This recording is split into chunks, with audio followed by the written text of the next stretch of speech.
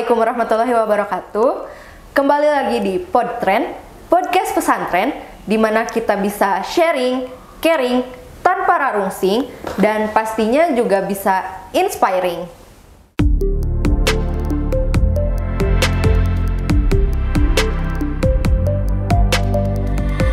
Saya Jasmine Aura Raihani sebagai host di podcast kita kali ini yang bakalan mengusung topik mengenai santri berpolitik, kenapa enggak?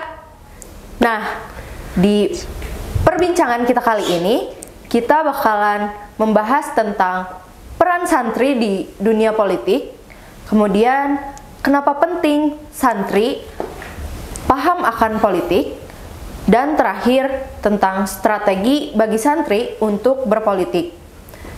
Nah, di podcast kita kali ini, saya nggak sendirian nih, ditemani dengan narasumber kita yang pastinya teman-teman udah gak asing sama wajahnya. Gimana nih kegiatannya sebagai santri sejauh ini gitu? Apakah sangat-sangat sibuk atau ada nganggur-nganggurnya? Tentunya kalau jadi santri itu ya balance lah. Kadang libur atau kadang nganggur. Kadang juga kalau ada waktu sibuk, mungkin itu sibuknya kebangetan gitu. Oh iya. Kadang waktu tidur tuh terganggu, tapi ya it's okay gitu kan. Mengharap ridho Allah, ikhlas. Seperti itulah. Okay.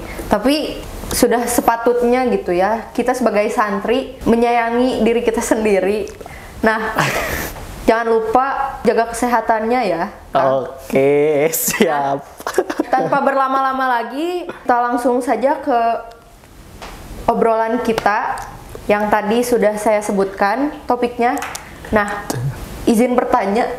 Iya, boleh, silahkan. Apa sih sebenarnya gitu, menurut Akang, yang dimaksud politik bagi santri? Terus, apakah beda gitu dengan konsep politik pada umumnya? Ini pertanyaannya lumayan menarik gitu kan, karena ya kita kalau ngebahas politik kan kadang suka kejauhan ke dalam pemerintahan atau hal-hal yang jauh ya. Tapi ya pada faktanya gitu kan, ada politik bagi santri yang jelas berbeda dengan politik praktis. Yang pastinya kita di sini itu bukan mempermasalahin tentang yang ada di atas atau di pemerintahan. Nah, kita juga bukan ngebahas tentang bagaimana kita dapetin kekuasaan, bagaimana kita mau kekuasaan itu dipegang atau mau kekuasaan itu diruntuhkan. Bukan seperti itu kalau santri. Tapi santri itu, politiknya itu ikut serta, justru ikut serta dalam kegiatan-kegiatan yang ada di sekolah. Misalkan dalam organisasi itu, pasti di dalam organisasi itu pasti ada politik. Karena mau bagaimanapun, misalkan ada sebuah program atau ada sebuah kayak kebijakan yang mungkin si kebijakan tersebut itu kalau kita pertimbangkan terlebih dahulu banyak madorotnya daripada manfaat. Nah, di situ santri itu bisa kayak menarik orang lain. Itu kan udah masuk ke politik secara nilai. Menarik orang lain bahwasanya memberitahukan bahwasanya ini tuh program ini tuh lebih banyak si madorotnya daripada manfaatnya. Lantas ngapain kita masih ngelakuin? Ayo kita beranjak gitu kepada langkah yang atau program yang lebih baik daripada ini, yang pastinya yang lebih banyak manfaatnya daripada madorotnya. Jadi yang harus digarisbawahi bahwasannya politik bagi santri itu adalah bentuk abdi atau sebuah pengabdian untuk masyarakat. Ya mungkin ini akan menjadi kerangkanya nanti di masa depan, tapi yang pasti buat kalangan santri ya ini cuman bisa politik secara nilai, nggak secara praktis. Seperti itu sih. Nah, terus kalau ini nih Teh Jasmine, kan ada seorang nabi bernama Nuh.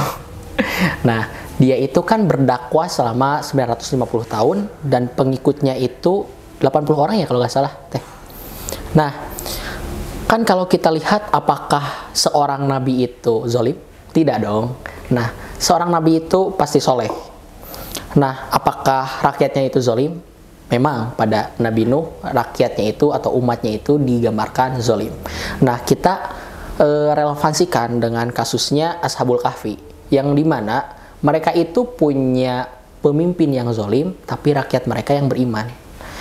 raja itu bernama Dicyanus, dan ketika itu Ashabul Kahfi yang berjumlah 7 orang itu kan lari ke gua. Dan di sana itu diceritakannya mah atau di dalam Al-Qur'annya itu tidur ya selama beberapa ratus tahun. Nah, menurut Teh Jasmine gitu kan.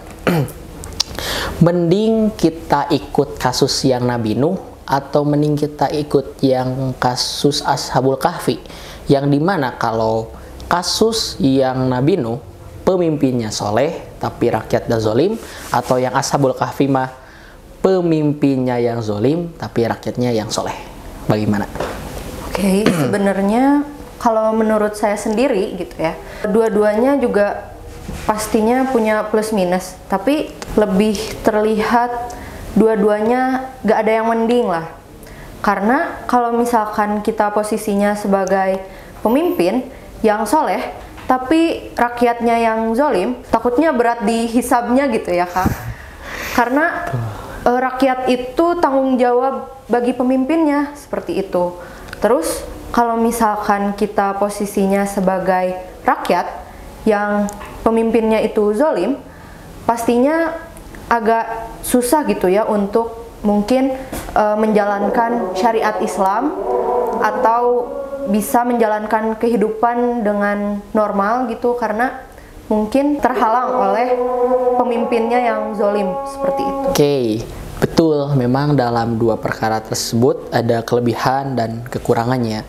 Namun kalau kita lihat gitu atau kita analisis dulu, kalau kita jadi Nabi Nuh gitu kan, yang pemimpinnya yang soleh sedangkan rakyatnya yang zolim, ya jelas kita bisa membuat sebuah kebijakan yang mana kebijakan itu akan baik bagi rakyat. Namun ya resikonya apa?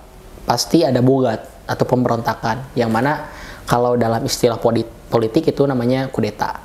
Nah, kalaupun kita menjadi rakyat atau menjadi umat lah yang soleh tapi pemimpinnya yang zolim, yaitu kebalikannya. Bisa saja kita mengkudeta beliau, atau bisa saja kita mengkudeta atau melakukan bugat. Tapi ya kita juga tidak bisa menafikan bahwasanya dia juga bisa mengeluarkan kebijakan yang akan menindas kita. Seperti itu. Oke, mungkin dari tanggapan Akang yang barusan, dari yang saya lihat, mungkin kudeta itu menjadi suatu hal yang mungkin cukup krusial dalam dunia politik, atau seperti apa? Nah, sebenarnya kalau kudeta dalam dunia politik itu jarang terjadi, karena ya bagusnya dalam dunia politik, apalagi nanti di masa depan ya, dunia politik itu bagaimana cara kita itu bernegosiasi. Dan ada sebuah pepatah ini dalam sebuah politik, teman bisa jadi lawan dan lawan juga bisa jadi teman. Jadi tidak ada orang yang bisa kita percayai gitu. Nah, adapun untuk masalah kudeta itu krusial, sebenarnya betul krusial. Pada saat 2000 berapa gitu ada kudeta dari Myanmar, dan hal tersebut menyebabkan banyak hal berubah gitu kan. Kenapa kudeta ini mempunyai impact yang besar?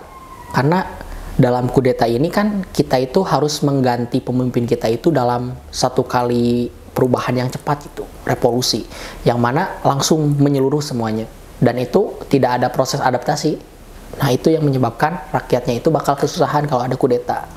Seperti itu. Dan kalau memang kasusnya itu pemimpinnya yang non-muslim dan kita itu semuanya muslim, nggak semuanya sih, kayak di negara-negara yang heterogen, misalkan di Eropa. Nah, apakah kita harus mengganti pemimpinnya menjadi muslim? Oh, tentu tidak. Tapi yang harus kita garis bawahi, selama pemimpin itu tidak membuat kebijakan yang mengganggu kita atau ibadah kita selaku umat muslim, ya kenapa enggak dituruti gitu. Kan ada di dalam Al-Quran, ati'ullaha wa ati'ur rasul wa ulil amri minkum. Di sana waw atofnya itu tidak diatofkan kepada ati'u, tapi diatofkan lagi kepada ulil amri minkum, yang artinya perintah dari pemimpin yang ada di dunia itu tidak semuanya murni atau mutlak harus segera dilakukan. Namun yang harus digarisbawahi, kita memikirkan apakah hal tersebut itu mengundang madorot atau manfaat. Nah, setelah itu boleh dilakukan. Seperti itu. Kalau memang dasarnya itu kemaslahatan dan bermanfaat. Seperti itu, Teh. Berarti politik bagi santri sepertinya lebih mengarah pada penerapan nilai-nilai Islam, begitu? Betul, bisa dikatakan seperti itu. Karena ya kita tidak bisa menafikan orang-orang pada zaman dulu seperti Isa Ansori yang terkenal dalam dunia politiknya. Dan kalau kita bisa lihat, pokoknya mah untuk santri gitu kan, makna berpolitiknya itu untuk di masa depan tentunya bagaimana kita bisa meningkatkan kesejahteraan pada rakyat. Karena itu yang susah ya dalam ya ruang lingkup sekarang, ya meskipun itu sebuah harapan yang nanti mungkin bisa diwujudkan pada Indonesia Emas 2045. Seperti itu. Baik, kalau begitu kira-kira menurut Akang, kenapa penting bagi santri untuk paham tentang politik? Mungkin lebih ke arah melek ya, melek terhadap politik. Gini, maksud melek terhadap politik itu bukan semua santri harus jadi politikus. Nah, tapi maksud dari di sini tuh melek akan politik itu karena gini, kita kan sebagai santri itu masih ya ibaratnya itu masih berdiam dalam satu tempatnya. Nah, terus yang harus kita ketahui adalah sebuah kebijakan. Kita kalau santri itu tidak melek sama politik, kebijakan-kebijakan yang dikasih oleh entah itu guru ataupun entah itu pemerintah akan ditelan secara mentah-mentah. Nanti akibatnya apa? Ya mungkin kalau dalam kasusnya di dalam usul fikih pernah dijelaskan taklid, tidak tahu apa-apa yang penting taat. Nah, takutnya ada mental seperti itu dalam santri. Nah, itu salah satu pengaruhnya. Nah, dengan kita kayak gini ya, membahas tentang politik, obrolan-obrolan tentang kebijakan gitu kan, membuat si santri itu lebih cekatan, lebih kritis terhadap kebijakan-kebijakan yang ada gitu. Karena kalau kita lihat pada beberapa kasus gitu kan, ketika ada sebuah kebijakan, entah itu dari pemerintah atau entah itu dari asatiz atau guru. Nah, si santri itu ada yang acuh tak acuh, ada juga yang langsung kayak mengeluarkan pendapatnya. Ya, dua hal tersebut tidak bisa langsung disalahkan. Mungkin saja yang diam itu lebih paham, kan ada hadisnya itu. Dan yang keluar-keluar, nah itu bisa jadi ada faktor lain. Nah, tapi yang harus kita garis bawahi, ketika ada kebijakan, santri itu lebih bisa menganalisis mau dibawa kemana nih kebijakannya, untuk apa nih, apakah yang tadi si kebijakan ini akan menimbulkan manfaat atau madorot. Nah, jadi si santri itu lebih kayak apa ya, lebih cerdas dalam menentukan sebuah pola gitu, karena ya politik itu pasti datangnya itu dari sejarah. Seperti itu, karena kita tidak tahu gitu kan pada zaman dulu apakah ini terjadi atau tidak. Nah, mau nanya nih ke Teh Jasmine, apakah politik itu bisa sejalan dengan agama atau tidak? Sepertinya gitu ya. Kalau melihat ke zaman-zaman dahulu gitu, melihat dari sejarah, mungkin para nabi dan rasul dalam penyebaran wahyu. Nah, sepertinya tidak terlepas ya dari strategi-strategi politik. Bisa kita lihat mungkin pada zaman rasul, nabi itu nggak langsung hijrah ke Madinah, tapi ke Habsyah, kemudian mengumpulkan pengikut-pengikutnya dahulu. Nah, dilihat dari manuver-manuver politiknya ini, sepertinya memang sudah ada perencanaan gitu sebelum Nabi itu kemudian berdakwah di Madinah. Seperti itu. Betul gitu kan, menurut Teh Jasmine, bahwasanya ya Nabi juga menggunakan strategi politik atau biasa kita sebut siasah. Nah, saya akan mengaitkan pada sebuah kasus yang terjadi pada tahun 1978, yakni Revolusi Putih yang ada di negara Iran. Pada saat tersebut adanya paham sekularisme, di mana mereka itu ketika menjalankan sebuah pemerintahan, mereka itu mengesampingkan agama. Nah, pada akhirnya ada seorang tokoh yang bernama Rohimullah Ayatullah yang dimana beliau itu mendobrak orang yang asalnya diasingkan bisa mendobrak masuk ke pemerintahan dan menjadi presiden. Apakah mungkin? Ya, jawabannya mungkin saja, karena dia itu sebelumnya memakai strategi politik atau siasat. Orang yang diasingkan ke negara lain, tapi ketika diasingkan, nah ini yang menarik, dia itu selalu membuat seperti podcast-podcast atau kayak kajian-kajian dan disebarkan kepada negaranya. Dan hal tersebut yang asalnya kepemimpinannya itu sekuler, tiba-tiba si rakyatnya itu malah pro ke si Rohimullah Ayatullah daripada si pemerintahan waktu itu, yang namanya itu Reza Shah Pahlavi. Nah, meskipun begitu, setelahnya itu meskipun si Rohimullah Ayatullah ini menjadi presiden, tapi karena yang sebelumnya itu ada kaitannya dengan negara-negara lain, nah, jadi dia itu diburu. Yang alhasil dia meninggal, namun pemikiran beliau masih diteruskan sampai sekarang. Jadi betul pada zaman dulu juga sudah ada gitu siasat atau politik siasah kayak gitu. Dan untuk santri, ya politik siasah ini ya kita terapinnya enggak secara praktis, yang tadi juga secara nilai gitu, enggak sampai secara praktis karena kita juga nggak akan jauh-jauh dulu gitu. Kalau nanti mah ya silahkan saja, itu mah terserah. Seperti itu aja sih. Jadi mungkin dari jawaban Akang barusan, berarti santri kalau misalnya nggak melek sama politik, bisa aja nggak sadar atau bahkan nggak tahu tentang hak-hak santri-santri tersebut. Nah, itu yang menjadi bahaya. Soalnya gini, kan kalau gini aja deh, pada kasus-kasus yang dulu, nggak ada bantuan hukum gitu. Nah, orang-orang yang tidak tahu akan hal tersebut, otomatis ketika dihukum ya sudah, beres. Nah, begitupun santri. Kalau kita tidak tahu kebijakannya, kita tidak kritis terhadap kebijakan tersebut, ya kita selamanya akan terus dibodohi gitu. Dan jangan maulah dibodohi, ngapain gitu kan. Nah, yang jadi hal yang harus kita tekanin bahwasanya santri juga punya pemikiran yang menarik tahu. Bahwasanya ketika ada sebuah program, apakah program tersebut itu memang menarik bagi santri? Kan itu ada sebuah perputaran pemikiran bahwasanya nanti ini programnya buat apa ya? Misalkan kalau ada sebuah program. Jadi di sana juga sudah terlatih sebenarnya bagaimana santri itu bisa memilah kebijakan-kebijakan. Itu yang penting bagi santri buat sekarang di masa politik nilai, nggak praktis dulu deh. Seperti itu aja. Kayak gitu. Nah, kalau kita lanjutin ya ke tadi revolusi Iran yang revolusi putih, si paham sekularismenya ini tuh berubah. Jadi paham yang namanya ini mungkin bakal seru kalau dibahas, ada bahasan khusus ya, namanya itu wilayatul faqih. Wilayatul faqih ini adalah sebuah bentuk pemerintahan yang mana dipimpin oleh seorang ulama. Dan hal tersebut terbukti di negara Iran. Meskipun kita tahu Iran itu Syiah, secara teologi mungkin berbeda sangat jauh dan bisa dianggap sesat gitu. Tapi secara ideologi mereka lebih maju daripada kita gitu. Karena apa? Karena mereka mempunyai pemikiran yang lebih jauh daripada kita. Salah satunya dalam pemikiran politik siasah gitu, dalam merencanakan strategi yang kedepannya dalam bernegara. Ya kalau santri sekarang sudah bisa melek politik, ya untuk merubah negara kita menjadi lebih maju, kenapa enggak? Pasti bisa dong.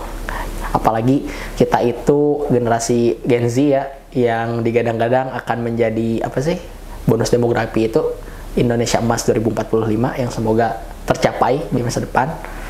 Ya salah satu dasarnya itu ya kita berperan dari santri atau pelajar terlebih dahulu.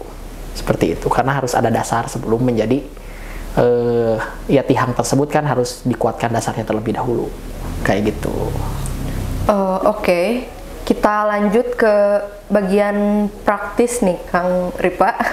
Siap. Tadi sempat menyebutkan bahwa santri juga perlu bisa bersiasat atau punya strategi politik begitu ya. Nah, sebenarnya apa sih yang dimaksud dengan bersiasah di sini gitu?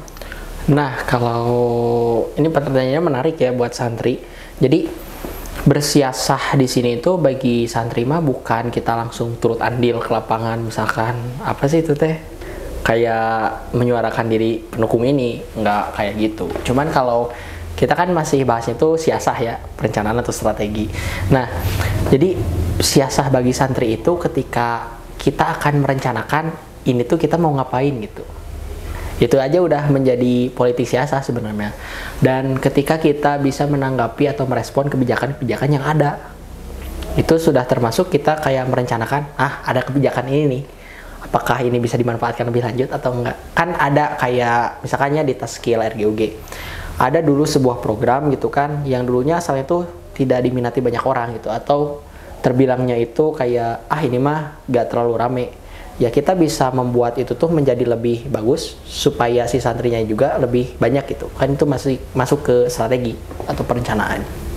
Nah, terus langkah-langkahnya juga yang harus diambil sama santrinya juga memang pasti dalam politik siasah ini ribet, karena kita harus bisa kayak menyelaraskan, menyeimbangkan gitu kan antara kebutuhan yang butuh banget atau nanti itu akan digunakan kondisional. Ditambah lagi kita harus bisa memikirkan manfaat dan madorotnya juga.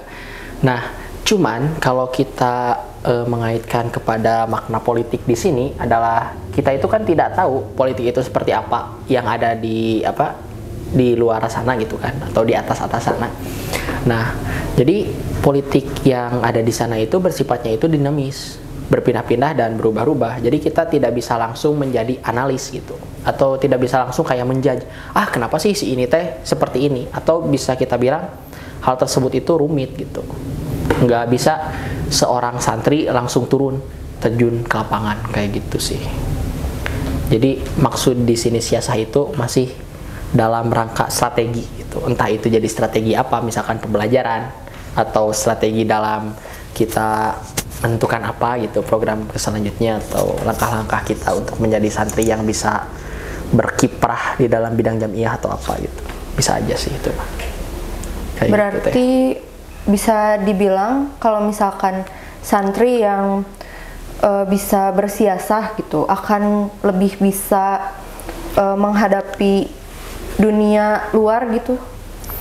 Bisa dibilang seperti itu, karena dengan cara kita bersiasah itu kita sudah bisa melihat gitu kan tinjauannya, apakah ini tuh emang akan menyebab kita atau tidak. Karena ya tadi teh teman bisa jadi lawan dan lawan bisa menjadi teman, dan pada saat politik tersebut memang gencar-gencarnya orang-orang itu tidak tahu harus kemana gitu. Jadi memang politik ini agak rumit gitu kalau dibahas di sini gitu, kayak gitu sih.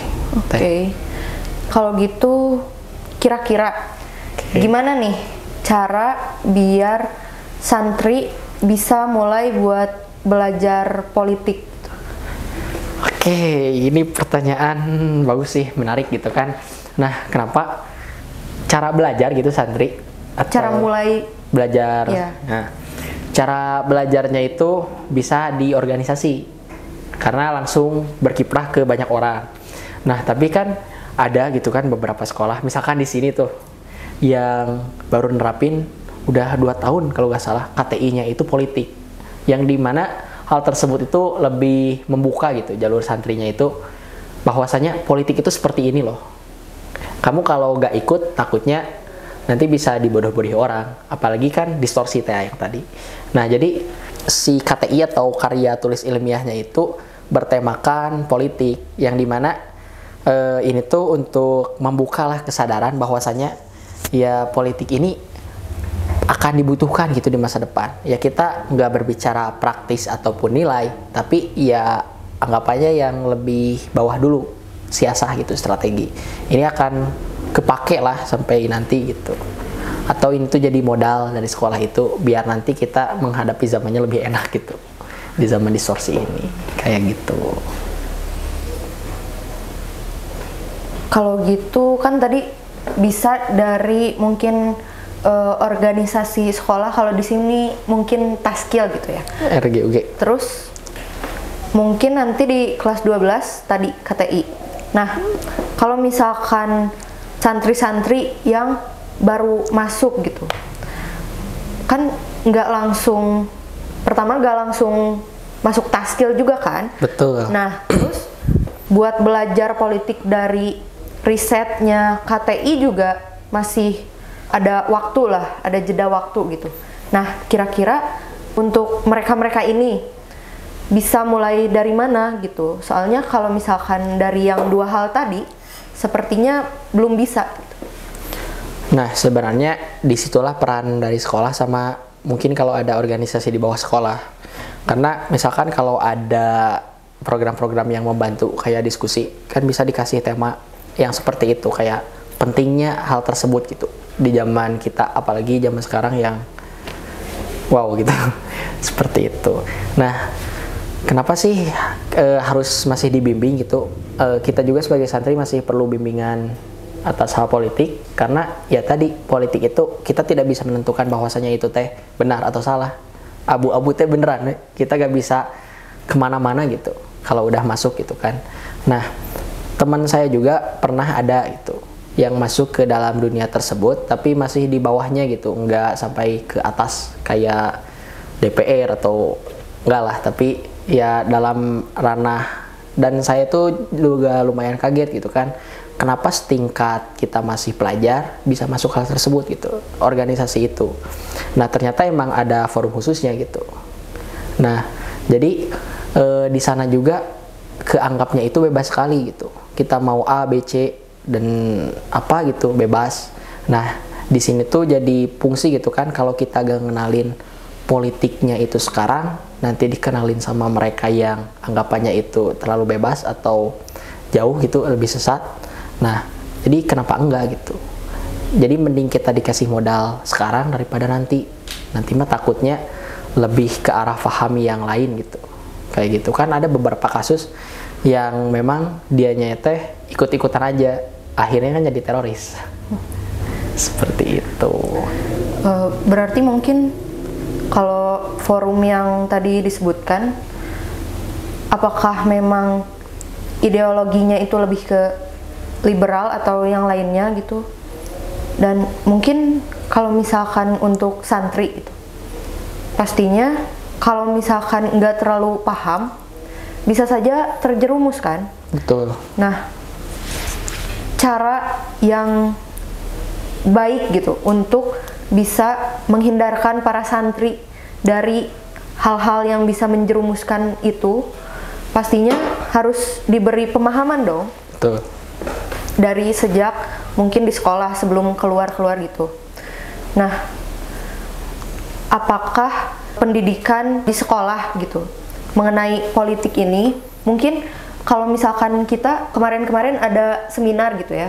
Betul. Nah, tapi dari seminar itu tuh nggak terlalu membekas gitu outputnya ya dari untuk para santrinya. Nah, kira-kira ada gak sih langkah lain yang bisa membuat para santri itu lebih care lagi tentang politik gitu? Ya, kalau lebih care lagi, ya paling langsung nanti juga mereka bakal ngerasain gitu, tinggal menunggu waktunya saja. Cuman yang harus kita garis bawahi adalah ya semua ilmu itu bisa saja sesat kalau tanpa adanya guru gitu. Nah, jadi yang harus kita lakukan ya jangan belajar sendiri gitu. Kalau ada yang memang agak berselisih dengan hati atau apa, kan ada di Al-Quran juga, dan tanyakanlah kepada ahli dzikir. Maksud di sana ahli dzikir itu adalah orang yang berilmu gitu. Nah, jadi ya kalau kita emang sudah ngerasa stuck banget, ya udah kita tanyain aja. Kan di sini juga masih banyak guru. Apalagi pengalaman-pengalamannya juga udah terbilang wow gitu. Udah di level yang tinggi banget gitu. Baik, mungkin pembicaraan kali ini dicukupkan sekian. Mungkin dari pembicaraan ini saya bisa menyimpulkan ya bahwa memang politik ini bukan cuma sebuah kata yang terdengar tabu sedikit tabu gitu ya, tapi memang eksistensinya kata-kata ini penting gitu bagi seluruh elemen masyarakat, entah itu bagi siswa atau mungkin bagi kita juga sebagai santri. Mungkin dari Akang ada closing statement? Ya mungkin emang belajar politik itu memang agak susah. Cuman ya kalau zaman distorsi kayak sekarang itu kan kebanyakan orang kadang menganggap benar karena adanya kuantitas. Makanya ada sebuah pepatah, kalau dari saya pernah baca dari buku gitu kan, mayoritas yang membelot akan diboikot, sedangkan minoritas yang berpegang pada asas dialah sang penerjang arus deras. Seperti itu. Baik, mungkin podcast kita kali ini dicukupkan sekian. Terima kasih kepada narasumber kita karena telah menyempatkan waktunya untuk menjadi narasumber pada podcast kali ini. Untuk teman-teman juga, terima kasih sudah menonton. Semoga podcast kali ini bisa memberikan manfaat bagi kita semua, dan khususnya mungkin bagi saya sendiri. Bagi teman-teman yang punya ide tema untuk podcast atau mungkin ada punya apa gitu yang menarik dan ingin dibahas, boleh komen atau boleh DM ke IG pesantren ya. Mungkin dari kita cukup sekian. Wassalamualaikum warahmatullahi wabarakatuh.